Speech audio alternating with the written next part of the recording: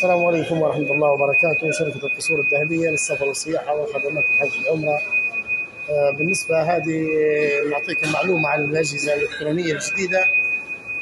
هذه الأجهزة اللي ما عندهاش تصريح أو البطاقة الذكية للحج مش حيدخل من هذه البوابات، يعني ضروري تجي تضرب البطاقة الذكية على هذا الجهاز مش يعطيك برنامج، مش يعطيك تصريح. اللي عندك تصريح لدخول مناسك الحج او لا.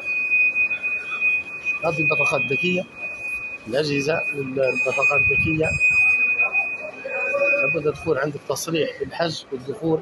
بالذات ننصح للناس اللي قاعده في شوال تو جاي للشوال عمره وبتقعد للحج، انك مستحيل حتخش للحرم المكي للعمره، وبالاخص في المشاعر المقدسه مثل عرفات، ولا حج بدون عرفات، بدون وقوف في عرفات.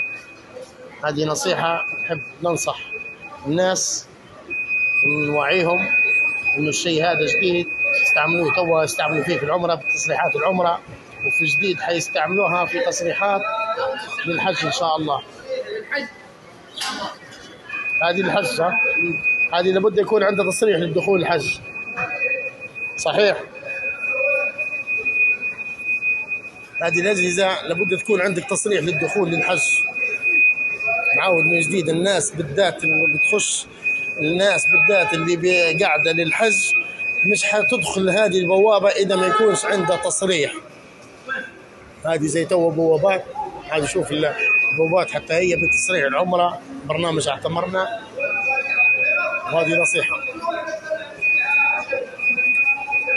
هذه كلها تقنية جديدة مستعملينها السنة، حتكون كلها بتصريحات للحج. نزيد نعاود، لابد تكون عندك البطاقة الذكية للدخول للحج، لابد تكون عندك تأشيرة حج، مش تقدر تاخذ البطاقة الذكية عن طريق وزارة الحج والعمرة.